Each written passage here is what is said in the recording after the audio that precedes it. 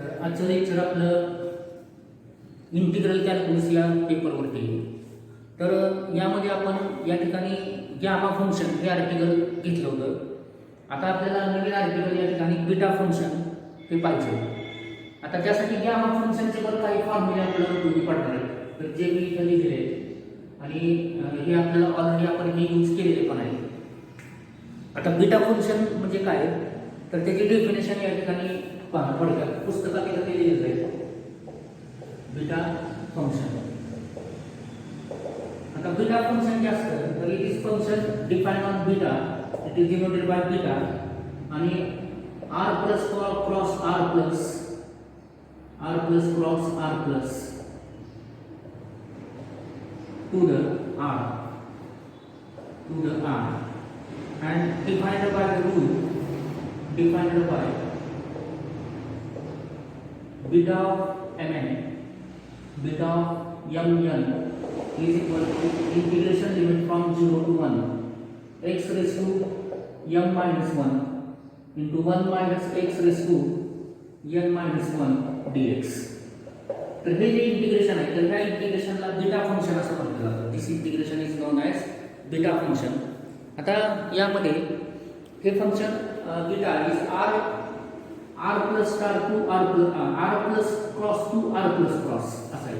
म्हणजे mn म्हणजे याचा अर्थ r प्लस म्हणजे पॉझिटिव्ह रिअल नंबर झाले आणि हा r म्हणजे काय एनी रिअल नंबर म्हणजे it may be positive or negative, पण इकडे LHS ला mn मे बी पॉझिटिव्ह म्हणजे हे पॉझिटिव्ह असतात कंपल्सरी. तर mn असे दोन असतात आणि जर integration limit from 0 to 1 limit बघायचं आहे 0 to 1 x raise to m minus 1 म्हणजे x चा जो घातांक आहे तो इथे m येतो m मायनस 1 आणि 1 minus x raise to n minus 1 म्हणजे इथं जो पॉवर आहे m तर इथं m येतो. तर ह्या फंक्शनला बीटा फंक्शन म्हणायचं. म्हणजे हे फॉर्म्युला तुम्ही लक्षात ठेवा. म्हणजे beta function of mn is equal to integration limit from 0 to 1 x raised to m minus 1 into 1 minus x raised to n minus 1 dx. तर हा एक नवीन फॉर्म्युला आपल्या लिस्टमध्ये आता ऍड झाला. आता ह्याचा आपल्याला यूज करायचा आहे. तर या टाइपच्या फंक्शनला बीटा फंक्शन म्हणायचं. आता या ठिकाणी some properties of beta function, beta फंक्शनच्या प्रॉपर्टीज आपण या ठिकाणी काही प्रूव्ह करू ज्याचा आपल्याला यूज पुढे करायचा आहे. तर या ठिकाणी पहिली प्रॉपर्टी आहे prove that beta function of mn is equal to beta function of nn. ही पहिली प्रॉपर्टी आपण या ठिकाणी प्रूव्ह करू. आता ही प्रॉपर्टी प्रूव्ह करण्यासाठी आपण या ठिकाणी पहिलं बीटा फंक्शन ऑफ mn या ठिकाणी आपण कन्सिडर केलं which is equal to according to this definition integration limit from 0 to 1 x raised to m minus 1 into 1 minus x raised to n minus 1 dx. तर अशा रीतीने आपण हे इंटिग्रेशन या ठिकाणी म्हणजे त्याच्या डेफिनेशन प्रमाणे आपण इथं घेतलं. तर यामध्ये एक सबस्टिट्यूशन करू. तर put 1 minus x is equal to y put करू. या ठिकाणी आपण काय केलं 1 मायनस x च्या जागी y पुट केलं. त्याला डिफरन्शिएट केलं तर minus dx is equal to dy म्हणजे dx is equal to minus dy म्हणजे आपण हे इंटिग्रेशन y मध्ये ट्रान्सफर केलं. आता या ठिकाणी इंटिग्रेशनची लिमिट चेंज करू. त्यासाठी वेन x बरोबर 0 असताना बघा ह्या रिलेशन वरून y बरोबर 1 मिळेल आणि वेन y x बरोबर 1 असताना ह्या रिलेशन वरून y बरोबर 0 मिळेल. म्हणजे नवीन लिमिट काय 1 टू 0 असं आपल्याला मिळेल. म्हणजे या ठिकाणी beta function of mn is equal to integration limit from 1 to 0 बघा नवीन लिमिट्स 1 टू 0 येतील. आता 1 मायनस x च्या जागी y टाकलं म्हणजे x च्या जागी काय तर 1 मायनस y बरोबर x येईल. म्हणजे x च्या जागी त्या x च्या जागी 1 मायनस y येईल. 1 minus y raise to m minus 1 आणि 1 मायनस x च्या जागी त्या ठिकाणी y पुट केलं y raise to m minus 1 आणि dx च्या जागी काय मायनस dy झालं. तर अशा रीतीने आता हे मायनस साइन बाहेर घेऊयात. इंटिग्रेशन फ्रॉम 1 टू 0 आता y raise to n minus 1 पहिले लिहिलं 1 minus y raise to m minus 1 dy. आता या ठिकाणी मायनस चिन्ह बदलू म्हणजे पॉझिटिव्ह केलं तर इथं 0 टू 1 होईल आणि y raise to n minus 1 1 minus y raise to m minus 1 dy. तर आता हे जे आहे LHS ची beta function of mn is equal to या ठिकाणी हे जर आपण बीटा फंक्शनच्या फॉर्म्युलाशी कंपेअर केलं तर ऑब्वियसली इथं x raise to m minus 1 आहे, म्हणून इथला जो m असतो तो इथं m येतो, तिथला जो n असतो तो इथं m येतो, आणि व्हेरिएबल जसं इथं x आहे तसं इथं y आहे, व्हेरिएबलच काय फरक पडत नाही. त्यामुळे या ठिकाणी it is beta function of n पहिल्यांदा येईल आणि इथं m नंतर येईल. म्हणजे अशा रीतीने हे आपण या ठिकाणी प्रूव्ह केलं. तर पहिली प्रॉपर्टी आपण इथं अशा पद्धतीनं बीटा फंक्शनची इथं सिद्ध केली. आता नेक्स्ट प्रॉपर्टी म्हणजे ही फॉर्म्युले म्हणून पुढे आपण यूज करणार आहे. तर beta function of mn is equal to beta function of nn. या ठिकाणी ही फर्स्ट प्रॉपर्टी आपण या ठिकाणी वापरली. आता नेक्स्ट प्रॉपर्टी जी आहे तर ती कशी आहे बघा, प्रूव्ह दॅट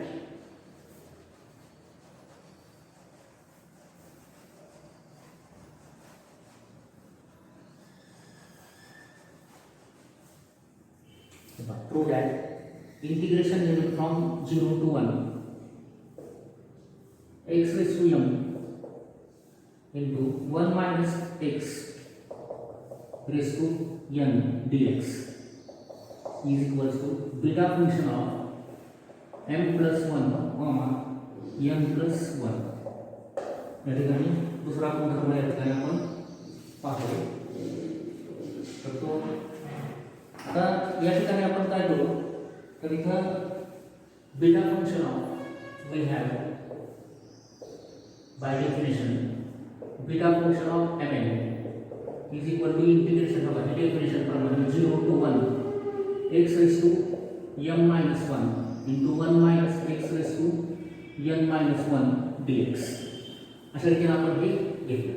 आता याच्यामध्ये आपण काय करू तर m च्या जागी m plus 1 रिप्लेस करू आणि n च्या जागी n plus 1 रिप्लेस करू. म्हणजे replace m by m plus 1 and n by n plus 1 याच्यामध्ये. So we get beta function of m च्या जागी m plus 1 n च्या जागी n plus 1 is equal to integration limit from 0 to 1. आता या ठिकाणी x च्या जागी काय x as it is m च्या जागी काय पुट केलं आपण m plus 1 आणि हा मूळचा -1 आणि 1 minus x raised to n च्या जागी n plus 1 minus 1 dx. तर अशा रीतीने आपण हे व्हेरिएबल म्हणजे m आणि n इथं शिफ्ट केलं म्हणजे रिप्लेस केलं. So beta function of m plus 1 n plus 1 is equal to integration limit from 0 to 1. आता हे सिम्प्लिफाय केलं तर x raised to m राहील आणि 1 minus x raised to n राहील dx. तर अशा रीतीने हे आपण या ठिकाणी ही प्रॉपर्टी इथं प्रूव्ह केली या ठिकाणी म्हणजे हे इंटिग्रेशन म्हणजे हे नवीन एक्झाम्पल या ठिकाणी आपण येईल. Formula beta function of m plus 1 n plus 1 is equal to integration limit from 0 to 1 x raised to m 1 minus x raised to n dx. म्हणजे फॉर्म्युले म्हणून आपण नंतर हे यूज करणार आहे आणि यासाठी हा इथं प्रूव्ह केलं. नेक्स्ट प्रॉपर्टी महत्त्वाची आहे.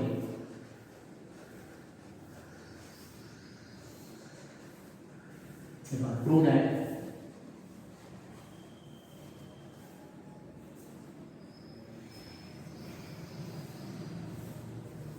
beta function of mn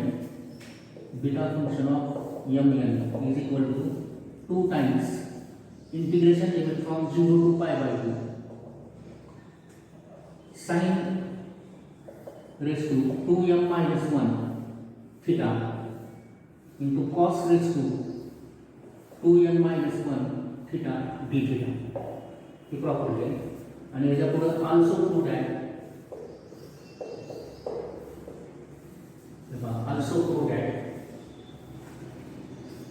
integration limit from 0 to pi by 2 sin raised to p theta into cos raised to q theta d theta is equal to 1 upon 2 times beta function of p plus 1 upon 2 q plus 1 upon 2. तर हे relation आपल्याला इथं prove करायचं आहे. तर हे महत्त्वाचे relations आहेत ज्याचा आपण परत इथं यूज करणार आहे फॉर्म्युले म्हणून किंवा प्रॉब्लेम सोडवताना.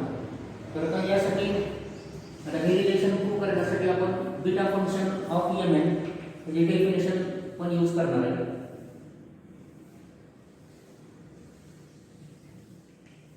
आणि डेफिनेशन यूज करून या ठिकाणी आपण हा फॉर्म्युला प्रूव्ह करायचा आहे.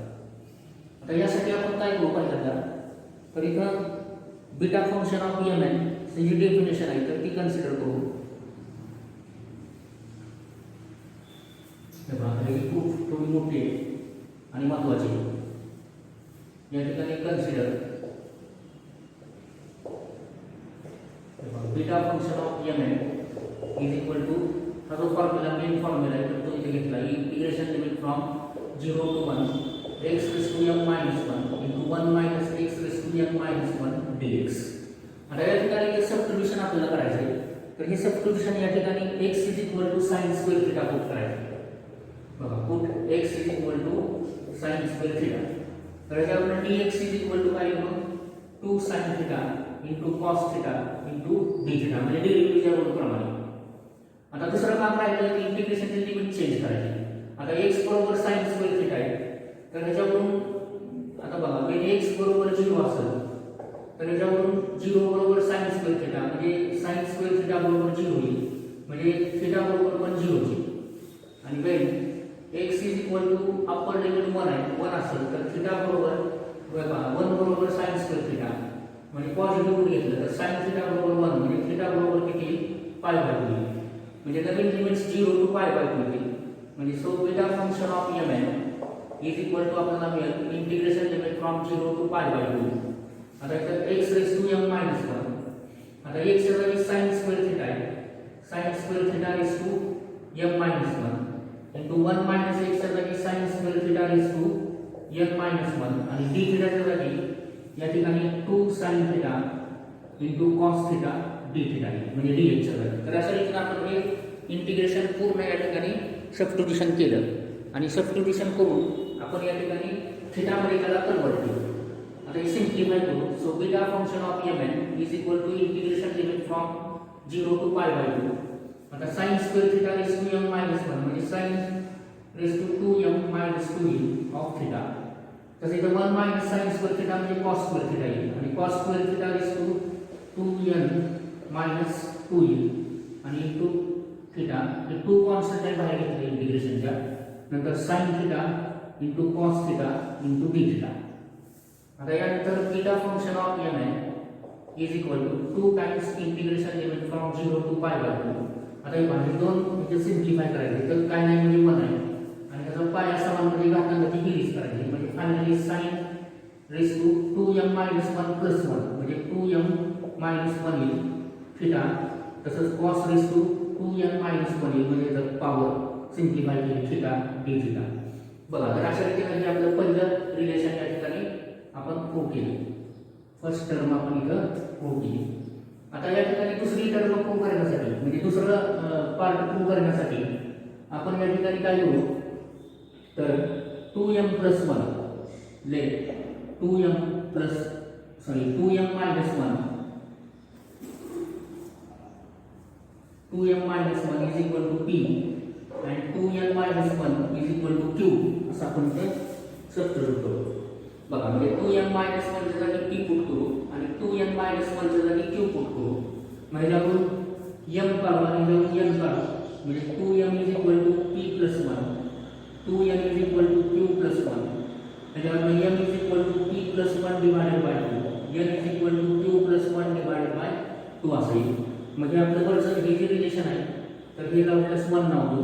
म्हणजे इक्वेशन 1 कसं होईल फ्रॉम 1 बघा beta function of mn m च्या जागी काय p plus 1 upon 2 comma n च्या जागी काय q plus 1 upon 2 is equal to ते 2 as it is integration limit from 0 to pi by 2.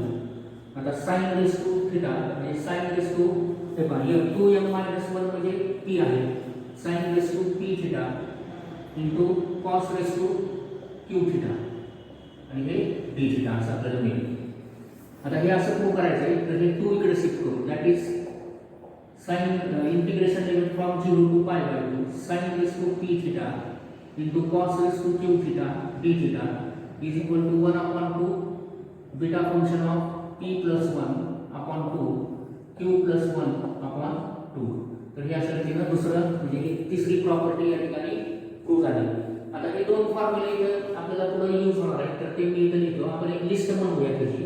म्हणजे beta function of mn is equal to 2 times integration limit from 0 to pi by 2 sin raised to 2m minus 1 theta cos raised to 2n minus 1 theta d theta. हा एक formula. आणि त्याचबरोबर आपण prove केलेला integration limit from 0 to pi by 2 sin raised to p theta into cos raised to q theta d theta is equals to 1 upon 2 times beta function of p plus 1 upon 2 q plus 1 upon 2. तर हे दोन्ही फॉर्म्युले आपल्याला पुढे use होणार आहेत. आता next property या ठिकाणी आपल्याला प्रूव्ह करायची की beta function of mn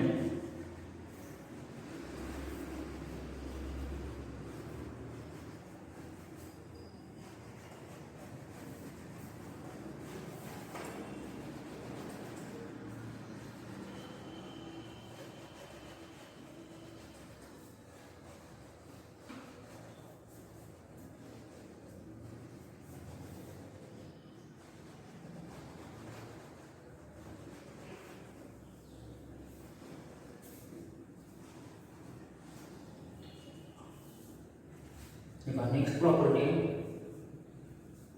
prove that beta function of mn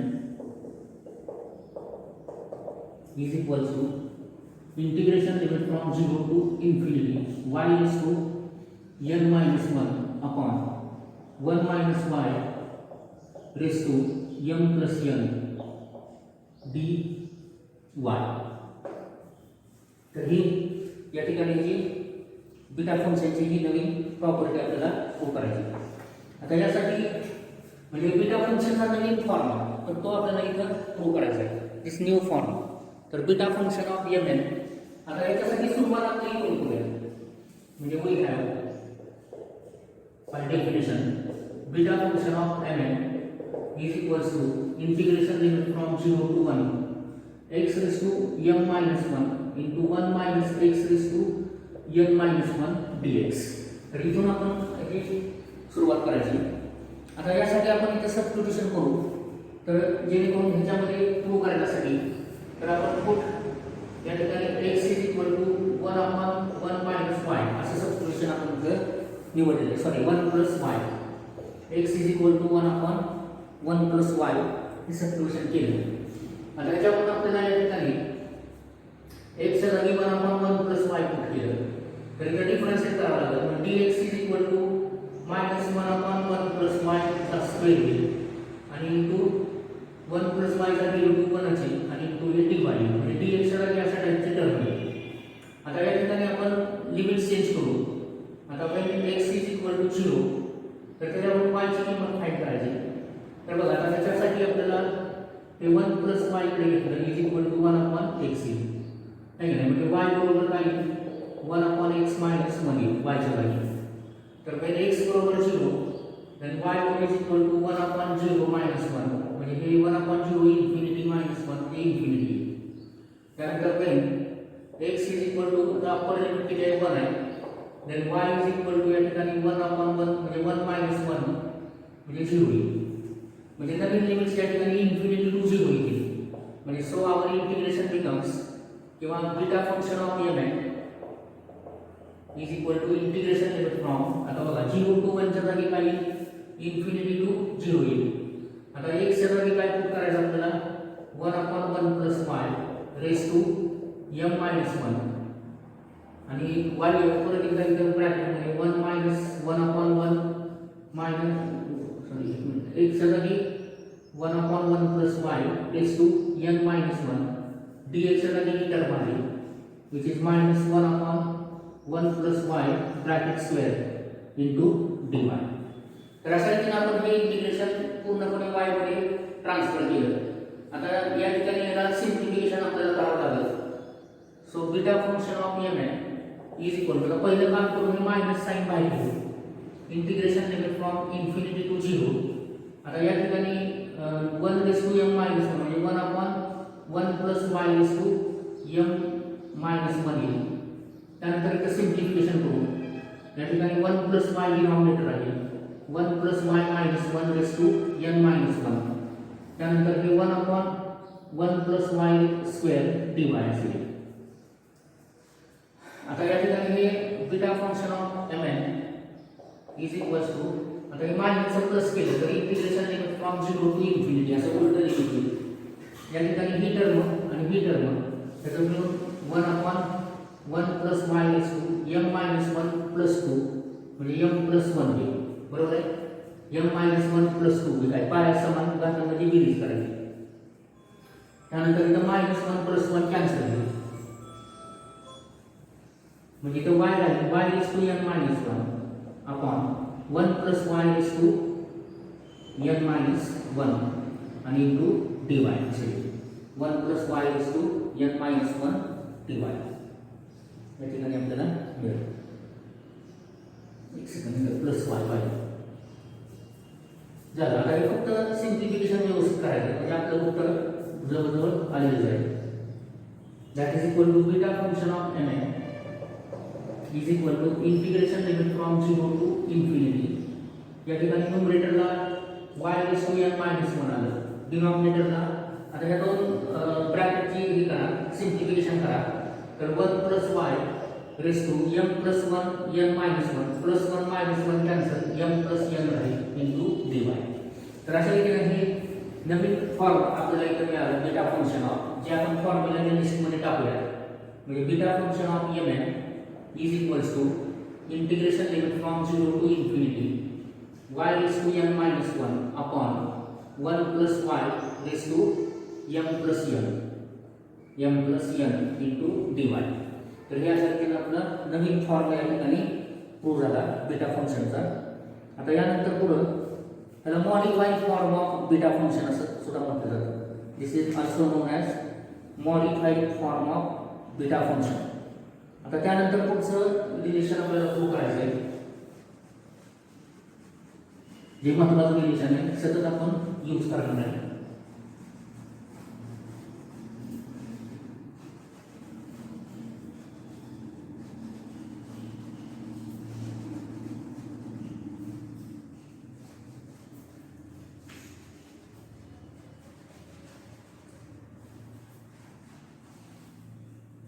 Prove that beta function of mn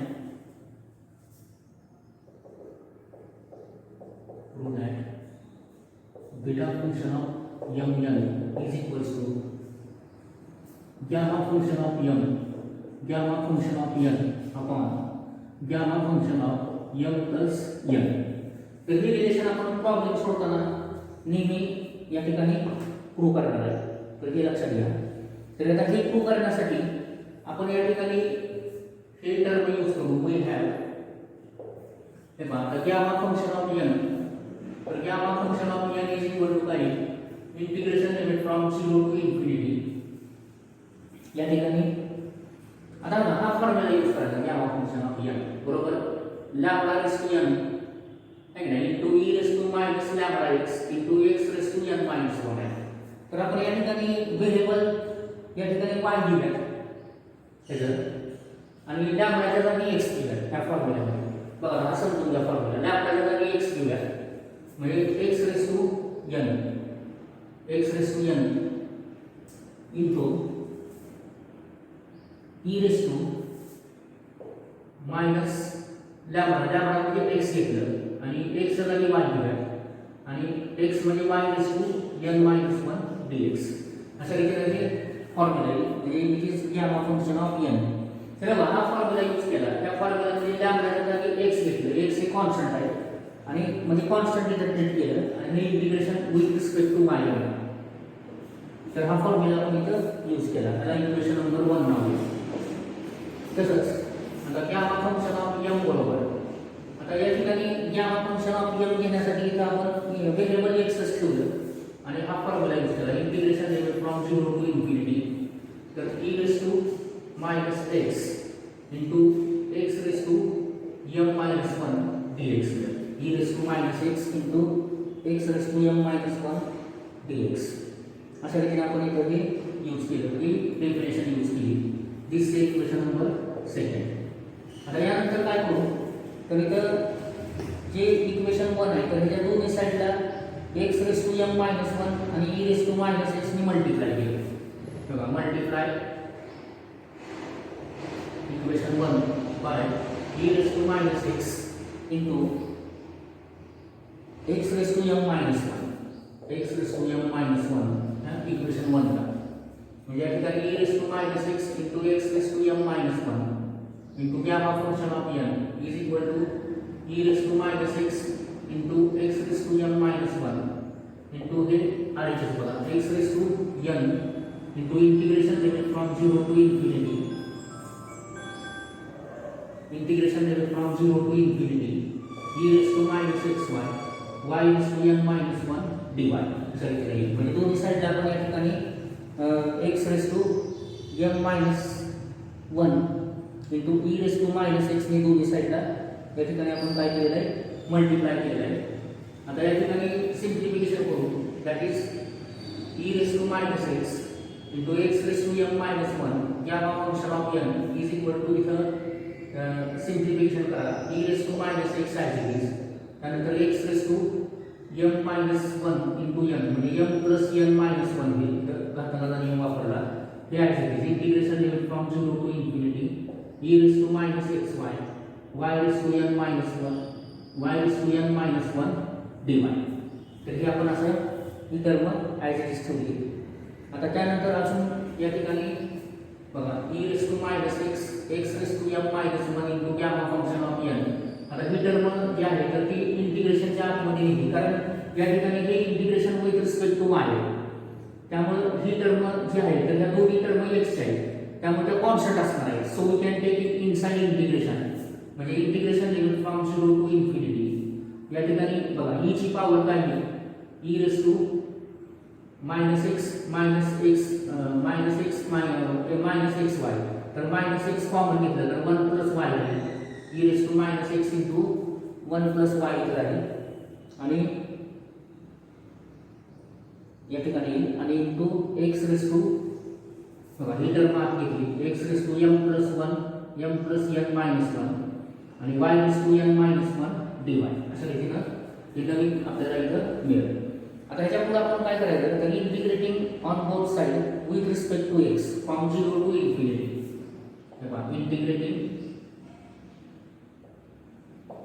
with respect to x from 0 to infinity म्हणजे आता 0 टू इन्फिनिटी असं दोन्ही साइडला इंटिग्रेट करू. तर या ठिकाणी LHS ला integration limit from 0 to infinity e raise to minus x raise to m minus 1 gamma function of n dx with respect to x integrate करायचं. आता इकडे पण integration limit from 0 to infinity आणि integration limit from 0 to infinity e raise to minus x 1 plus y into x raise to m plus n minus 1 into y raise to n minus 1 dy आणि ह्याला आपल्याला with respect to x दोन्ही साईडला हे नवीन integrate केलं आहे या ठिकाणी. म्हणजे अशा रीतीने आपण दोन्ही साईडला विथ रिस्पेक्ट टू x या ठिकाणी इंटिग्रेट केलेलं आहे. तर हे नीट समजून घ्या एक्झाम्पल्स बघा. आता LHS ला जी टर्म आहे तर ती LHS ला या ठिकाणी गॅमा फंक्शन ऑफ n हे कॉन्स्टंट आहे त्यामुळे हे इंटिग्रेशन जे आपण बाहेर घेऊया LHS ची टर्म म्हणजे it is gamma function of n into integration limit from 0 to infinity e raise to minus x त्यानंतर x raise to m minus 1 x raise to m minus 1 dx आणि is equal to आता RHS ला जी term आहे तर यामध्ये हे जे integration आहे तर हे इंटिग्रेशन पहिले आपल्याला with respect to y evaluate करायचं आहे आणि नंतर विथ रिस्पेक्ट टू x आपल्याला या ठिकाणी इव्हॅल्युएट करायचं आहे. तर यासाठी आपण ही अरेंजमेंट करू किंवा विथ रिस्पेक्ट टू x आधी इव्हॅल्युएट करू तर त्यासाठी y च्या टर्म कॉन्स्टंट ज्या आहेत तर त्या बाहेर घ्यायला आपण म्हणजे यामध्ये असे बघा integration limit from 0 to infinity तर हे आपण विथ रिस्पेक्ट टू x आधी इव्हॅल्युएट करू. तर त्यासाठी y च्या टर्म आणि dy इंटिग्रेशनच्या बाहेर म्हणजे y raise to n minus 1 dy ही टर्म बाहेर आणि आतमध्ये अशी टर्म आहे e raise to minus x integration limit from 0 to infinity e raised to minus x into 1 plus y. 1 plus y means y plus 1. And the x raised to m plus n minus 1 into dx अशा रीतीने आपल्याला इथं मिळेल. आकृती x raised to m plus n minus 1.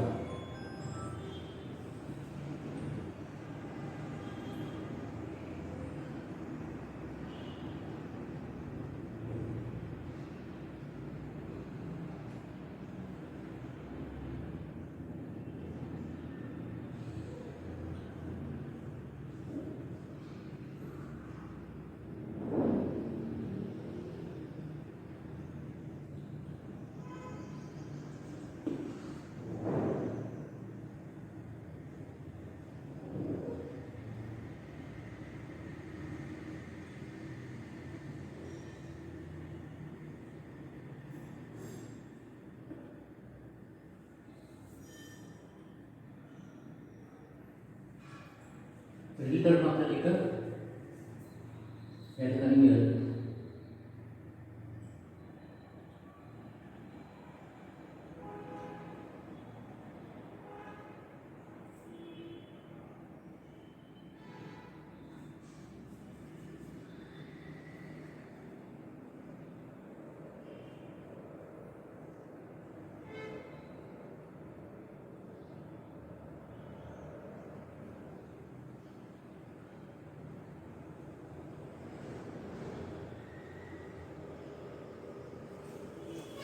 gamma function of n.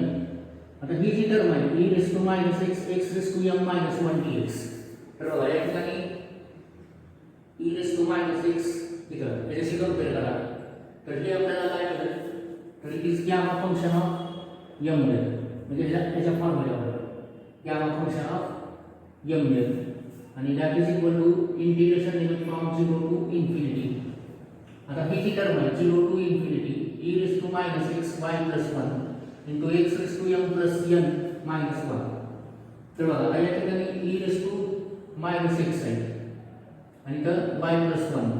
तर ही जी term म्हणजे ही जी formula आहे ह्याच्या आतमधला हा, तर हा जरा एक समजून घ्यायचा. तर ही ह्याच्याशी कंपेअर करा. हे पहा आता हे लॅम्बडा रेस टू n कडे शिफ्ट केलं तर हे असं मिळेल.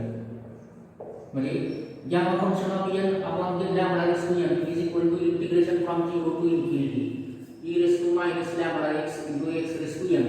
तर हे n असं तर इथं n येतं gamma function of n आणि हे x चा कोएफिशिएंट मायनस लॅम्बडा आहे तर इथं lambda raised to n येते आणि हे असं तर ह्या फॉर्म्युल्यावरून म्हणजे या फॉर्म्युल्यावरून याची जी टर्म आहे तर ही किती येईल, तर it is gamma function of इथं m plus n अपॉन या ठिकाणी या लॅम्बडा रेस टू n येतात. आता लॅम्बडा म्हणजे हा x चा कोएफिशिएंट झाला म्हणजे इथं x चा कोएफिशिएंट हा y plus 1 झाला म्हणजे मायनस या ठिकाणी आहे म्हणजे y plus 1. तर इथं y plus 1 रेस टू या ठिकाणी n येईल आणि to y raise to n minus 1 dy असेल. हा y raise to n minus 1 as it is. तर इथं या फॉर्म्युल्यावरून दिलं हे समजून घ्या. gamma function of n into gamma function of m and LHS as it is. आता इधर gamma function of m plus n as it is. Integration limit from 0 to infinity. y raised to n minus 1 upon y plus 1 म्हणजे 1 plus y raised to n dy. आता ही जी term आली तर ही term म्हणजे आता आपण मगाशी को केलेला फॉर्म्युला आहे. हे पहा 0 to infinity y raised to n minus 1 upon 1 plus y raised to m plus n dy म्हणजे बीटा फंक्शन ऑफ m आहे. तर हे जागी आपण gamma function of n into m is equal to gamma function of m plus n is equal to beta function of m. म्हणजे आपण मगाशी हा फॉर्म्युला प्रूव्ह केला. झालं. जर आपल्याला हे अशा पद्धतीने प्रूव्ह करायचं तर हे लेफ्ट साइडला शिफ्ट करू. So beta function of m is equal to clear divided gamma function of m into gamma function of n upon gamma function of m plus n. तर हा नवीन फॉर्म्युला या ठिकाणी आपण प्रूव्ह केला. म्हणजे काय प्रूव्ह केला आपण इथं, that is beta function of m is equal to gamma function of m into gamma function of n divided by gamma function of m plus n. तर अशा रीतीनं हा एक नवीन फॉर्म्युला आपण इथं सिद्ध केलेला आहे. आता यानंतर नेक्स्ट एक्झाम्पल आहे प्रूव्ह दॅट. म्हणजे जे आपण ही प्रॉपर्टी यूज करतो आहे gamma function of 1/2 is equal to pi. तर ते आता आपण या ठिकाणी बीटा फंक्शनचा वगैरे यूज करून आपण इथं प्रूव्ह करू. आणि जी एक्झाम्पल म्हणून परीक्षेला या ठिकाणी विचारलं जाऊ शकतं, जे महत्त्वाचं एक्झाम्पल आहे.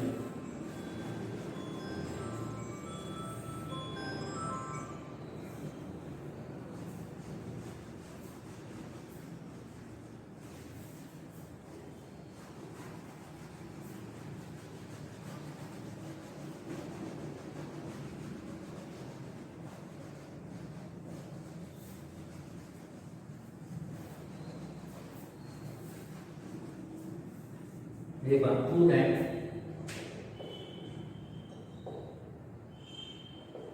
Gamma function of 1/2 is equal to under root pi. तर आता हे प्रूव्ह करण्यासाठी आपण या ठिकाणी हा फॉर्म्युला यूज करू, जो साइन आणि कॉसचा इंटिग्रेशनचा आपण प्रूव्ह केला आहे. बघा we have integration limit from 0 to π/2 sin p theta into cos q theta d theta is equals to 1/2 times beta function of p plus 1 upon 2 q plus 1 upon 2. तर अशा रीतीने हा म्हणजे सुरुवातीतून केली. त्यानंतर इथं put p is equal to 0 q is equal to 0 केलं. तर हे इंटिग्रेशन आपल्याला असं मिळेल इंटिग्रेशन लिमिट फ्रॉम 0 to π/2. आता sin raised to 0 theta cos raised to 0 theta d theta is equal to 1/2 times beta function of आता p म्हणजे 0 q म्हणजे पण 0 तर बीटा फंक्शन ऑफ 1/2 असं आपल्याला मिळेल. आता LHS ला इंटिग्रेशन लिमिट फ्रॉम 0 to π/2. आता sin raised to 0 म्हणजे 1 cos raised to 0 म्हणजे पण 1 म्हणजे इथं फक्त d theta येईल which is equal to 1/2. आता बीटा फंक्शन ऑफ 1/2 तर याच्यासाठी हा फॉर्म्युला यूज करू. आता इथं प्रूव्ह केला बीटा फंक्शन ऑफ mn हा last is equal to gamma function of m. आता इथे m म्हणजे 1/2 n म्हणजे 1/2 तर काय gamma function of 1/2 into gamma function of 1/2 upon gamma function of m plus n म्हणजे इट इज 1/2 प्लस 1/2. आता इकडे हे इंटिग्रेशन इव्हॅल्युएट करू म्हणजे 0 to π/2 चं इंटिग्रेशन इथं काय थीटाचं इंटिग्रेशन इथं थीटा आहे d थीटाचं 0 to π/2 which is 1/2. आता हे gamma function of 1/2 into gamma function of 1/2 म्हणजे गॅमा फंक्शन ऑफ 1/2 चा स्क्वेअर होईल आणि इथं खाली गॅमा फंक्शन ऑफ 1/2 प्लस 1/2 1. तर अशा रीतीने हे पुढे आता इथं थीटा π/2 मायनस 0 म्हणजे π/2 लिहिलं असतं that is 1/2 into gamma function of 1/2 चा square upon gamma function of 1 किती असते 1 म्हणजे इथं फॉर्म्युला आहे गॅमा फंक्शन ऑफ 1 असते. तर या ठिकाणी 1 ला 1 कॅन्सल म्हणजे इकडचं इकडे घेऊ that is gamma function of 1/2 चा स्क्वेअर इज इक्वल टू पाय. आता दोन्ही साईडचं पॉझिटिव्ह रूट घेतलं म्हणजे gamma function of 1/2 is equal to under root pi. जो फॉर्म्युला आपण आधी यूज केलेला आहे हा तर तो आपण अशा रीतीने इथं या ठिकाणी प्रूव्ह केला. आता यानंतर नेक्स्ट एक्झाम्पल पहा. तर इव्हॅल्युएट म्हणजे आता एक्झाम्पल सॉल्व्ह करायचे आपल्याला बीटा फंक्शनच्या फॉर्म्युल्याचा यूज करून काही एक्झाम्पल्स आहेत तर ते आता आपण इथं इव्हॅल्युएट करणार आहे. तर त्यासाठी आता इथं मी काहीतरी एक्झाम्पल्स घेऊयात.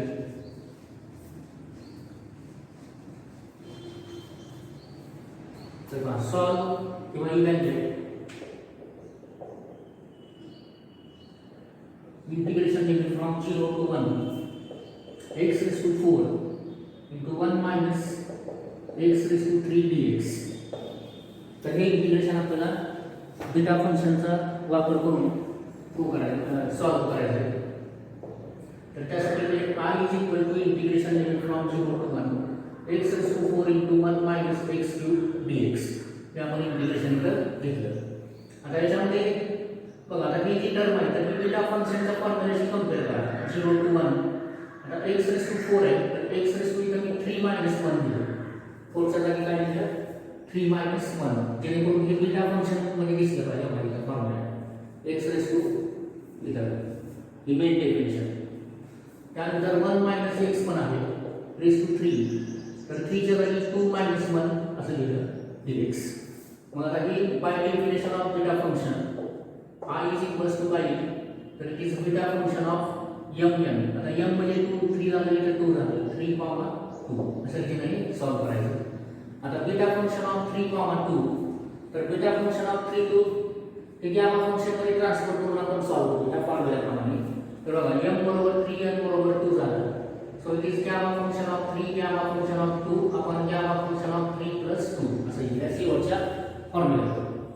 त्यानंतर I इज इक्वल टू आता गॅमा फंक्शन ऑफ 3 काढण्यासाठी हा फॉर्म्युला यूज करा किंवा हा यूज करा n फॅक्टोरियल n प्लस 1 बरोबर n फॅक्टोरियल म्हणजे इट इज 3 म्हणजे 2 प्लस 1 तसंच 2 म्हणजे 3 प्लस 1 प्लस 1 आणि 3 प्लस 2 म्हणजे 5 येईल. तर 5 म्हणजे 4 प्लस 1. तर हा फॉर्म्युला यूज करा gamma function of n plus 1 बरोबर n फॅक्टोरियल. तर n म्हणजे 2 झाला म्हणजे 2 फॅक्टोरियल इंटू इथं 1 फॅक्टोरियल आपण खाली 4 फॅक्टोरियल. सो I बरोबर 2 फॅक्टोरियल म्हणजे 2 ची, 1 फॅक्टोरियल म्हणजे 1 ची, 4 फॅक्टोरियल म्हणजे 24 ची. सो I बरोबर 2 अपॉन 24 म्हणजे 1 अपॉन 12 असं जर आपल्याला आन्सर सॉरी चुकलंय 4 आहे ना, तर 4 च्या जागी 5 प्लस 5 मायनस 1 असं लिहायचं. 3 च्या जागी 4 मायनस 1 लिहायचं, चुकलं होतं, चुकून प्लस मध्ये लिहिलं, कन्फ्युजन झालं. 5 या बीटा फंक्शन ऑफ 5, 4 येईल म्हणजे इथं 5, 4 इथं 5 आणि 4 9 म्हणजे इथं 5 म्हणजे 4 प्लस 1 3 प्लस 1 आणि इथं 8 प्लस 1.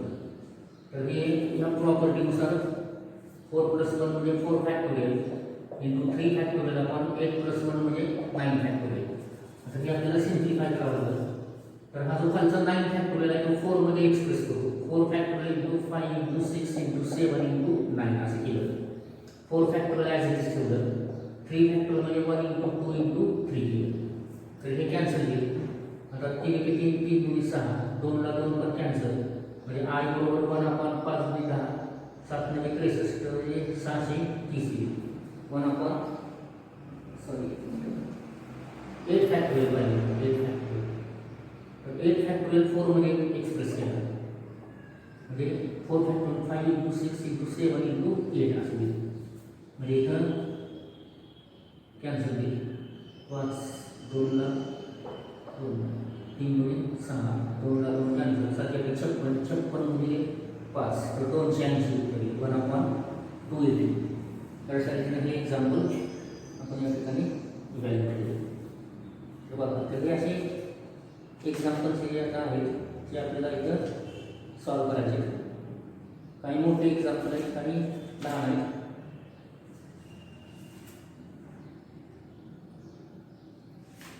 तर आपण नेक्स्ट लेक्चरला बाकीचे एक्झाम्पल्स इव्हॅल्युएट करू.